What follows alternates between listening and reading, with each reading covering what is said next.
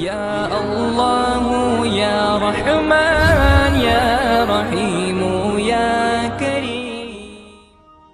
آج ہم فرعون کے محل اور موسیٰ علیہ السلام کے بارے میں جاننے والے ہیں کہ مصر کے سبھی بادشاہ کو اس وقت فرعون کہا جاتا تھا، لیکن آج ہم جس فرعون کے بارے میں جاننے جا رہے ہیں وہ حضرت موسیٰ علیہ السلام کے زمانے میں رہ چکا فرعون مصر کا آخری بادشاہ اور آخری فرعون ہے۔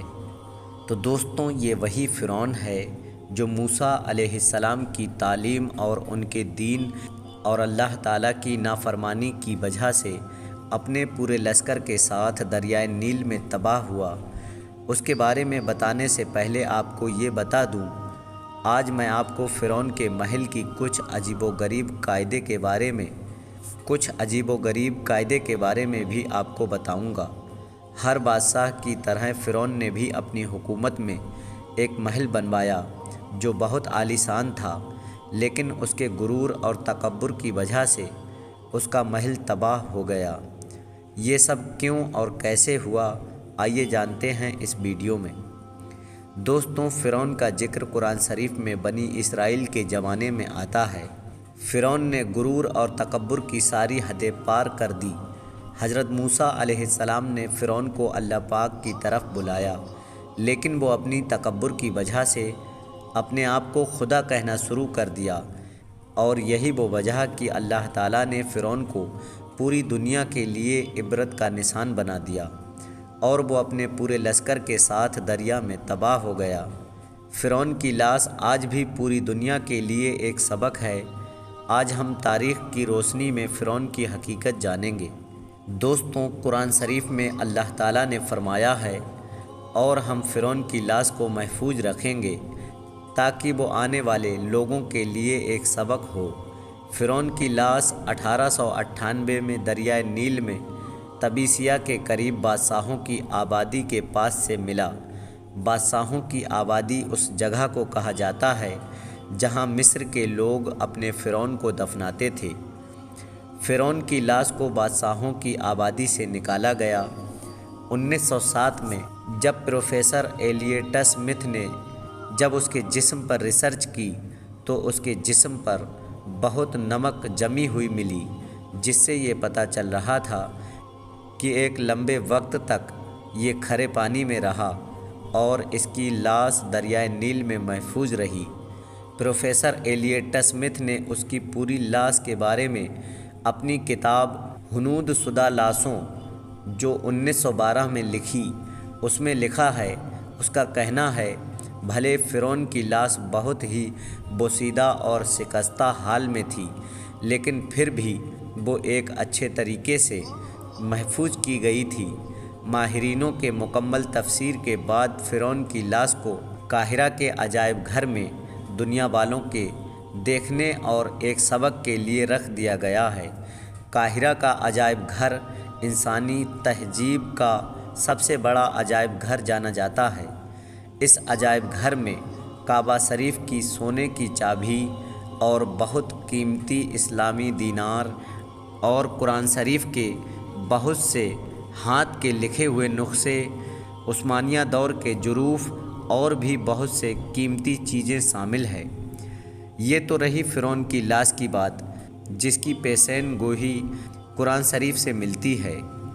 اب تھوڑا اس بارے میں جان لیتے ہیں کہ کیا وجہ تھی کہ فرعون آج بھی عبرت کا نشان بنا ہوا ہے، اور ساتھ ہی اس کا محل بھی عبرت کا نشان بنا ہوا ہے۔ فرعونوں نے مصر میں 3000 سال تک حکومت کی، اور مصر پر کل 33 فرعون گزرے ہیں۔ ہر فرعون کی حکومت ایک صدی تک رہی ہے، جس میں سے ہمارا آج کا بیان آخری فرعون کے بارے میں ہے۔ یہ وہی فرعون تھا جس کا مقابلہ حضرت موسیٰ علیہ السلام سے ہوا، جو پانی میں تباہ ہوا، اور اس کے ڈوبنے کے بعد سے ہی فرعون کی حکومت ہمیشہ کے لیے ڈوب گیا۔ فرعون کی حکومت بہت لمبے عرصے تک تھا۔ یہ بادشاہ سونے چاندی، ہیرے جواہرات اور خزانوں کے بہت شوقین تھے، اور خدمت کے لیے لوگ بھی بہت ہوا کرتے تھے۔ یہی وجہ تھی کہ ان فرعونوں میں اپنی دولت کا ایسا غرور اور تکبر تھا اپنی دولت کا ایسا غرور اور تکبر تھا کہ یہ اپنے آپ کو خدا بتاتے تھے، اور آخری فرعون بھی اس وجہ سے جلیل ہو کر مرا، اور آج تک دولت کے نشے میں چور لوگوں کے لیے ایک سبق بن گیا ہے۔ آخری فرعون ایک بہت ہی ظالم اور گھمنڈی بادشاہ تھا۔ اس نے اپنے حکومت میں لوگوں پر ہر طرح کے ظلم و ستم ڈھائے، اور یہ لوگوں کو اپنے آپ کو خدا منوانے اور اپنی عبادت کروانے کو مجبور کرتا تھا۔ کچھ مصر کے لوگوں کو یہ لگتا تھا کہ فرعون ان کے اور ان کے خدا کے بیچ باتیں پہنچانے کا ایک ذریعہ ہے۔ فرعون نے اپنی قوم کو دریائے نیل کے ذریعے گمراہ کر رکھا تھا۔ جب دریائے نیل اپنی پوری طاقت کے ساتھ لہریں مارتا تو فرعون عام لوگوں میں یہ اعلان کروا دیتا کہ دریائے نیل کو فرعون نے تمہارے لیے پرجوش پر کر دیا ہے، لہٰذا اب تم فرعون کو سجدہ کرو۔ تو لوگ جہالت کی وجہ سے یہ گناہ کرتے۔ ایک سال ایسا آیا کہ دریائے نیل کا پانی بہت کم ہو گیا، اور اللہ تعالیٰ نے اسے لہریں مارنے کی اجازت نہ دی، سوکھا پڑ گیا۔ وہاں کے لوگ اور ان کے جانوروں کی بھوک پیاس سے حالت خراب ہونے لگی۔ اس کے بعد پوری قوم فرعون کے پاس گئی اور کہنے لگی، اگر تم ہمارے خدا ہو تو ہم پر رحم کرو اور دریائے نیل کو پھر سے ہمارے لیے بھر دو۔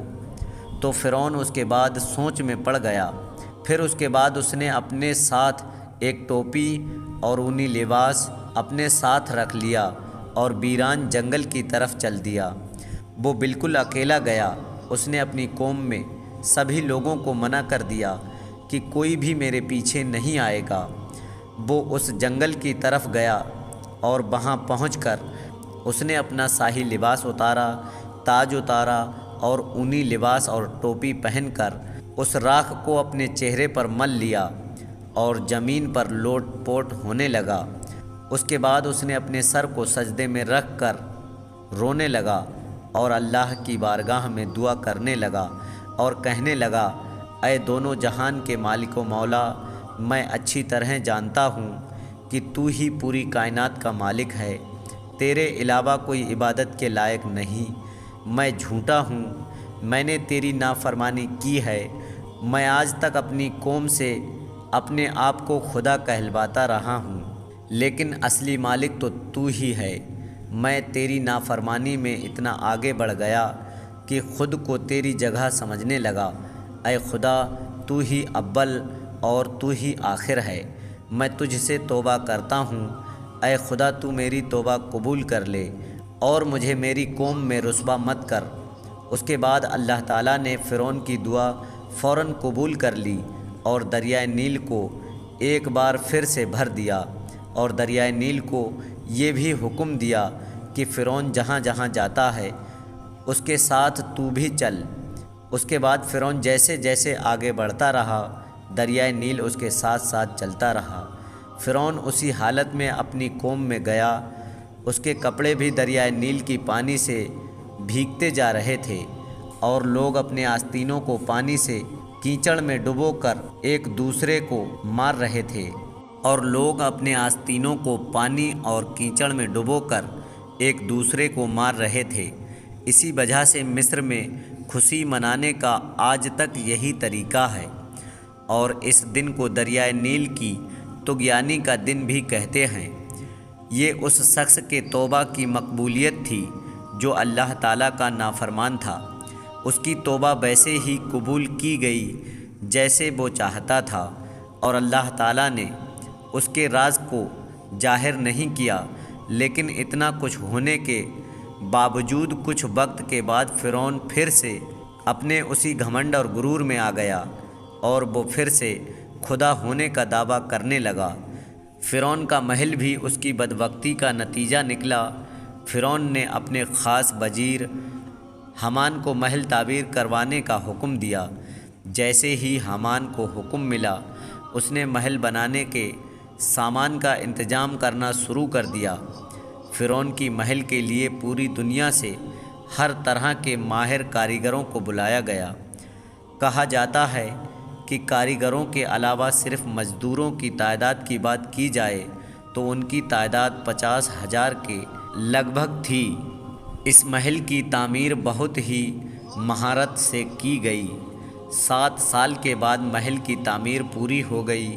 حیرت کی بات یہ ہے کہ اس محل کی بلندی اتنی زیادہ تھی کہ جب سے یہ دنیا قائم ہوئی ہے اس محل کی اونچائی کی مثال نہیں ملی۔ یہ محل فرعون کی آخری خواہش کے مطابق بنایا گیا تھا۔ اس محل کی خفیہ راز اور بھی بہت سی چیزیں اپنے آپ میں ایک مثال تھی۔ جب محل بن کر تیار ہو گیا تو فرعون اپنے گھمنڈ میں آ کر حضرت موسیٰ علیہ السلام سے گستاخی کی۔ حضرت موسیٰ علیہ السلام کو یہ سب کچھ ناگوار گزرا۔ اللہ تبارک و تعالیٰ نے حضرت موسیٰ علیہ السلام پر وحی نازل کی۔ فرمایا، اے موسیٰ، آپ اس بدبخت کو اپنے ذہن سے نکال دیں اور اس کے بارے میں نہ سوچیں۔ میں اس کے محل کو ایک لمحے میں برباد کر دوں گا۔ پھر ایک دن فرعون اور اس کے ساتھی محل کے سب سے اونچائی پہ چڑھ کر آسمان کی طرف تیر چلانے لگے۔ ان کا سوچنا تھا کہ وہ موسیٰ علیہ السلام اور ان کے فرشتوں کو مار رہے ہیں۔ معاذ اللہ، ان لوگوں نے آسمان کی طرف تیر چلائی۔ جب تیر واپس آیا تو ان میں خون لگے ہوئے تھے۔ فرعون اور اس کے ساتھی خوشی سے کہنے لگے، ہم نے موسیٰ علیہ السلام کے خدا کو معاذ اللہ قتل کر دیا۔ یہ فرعون کی بدبختی کا آخری وقت تھا۔ اس کے بعد اللہ تبارک و تعالیٰ نے حضرت جبرائیل علیہ السلام کو حکم دیا کہ اس کو محل کو تباہ کر دو۔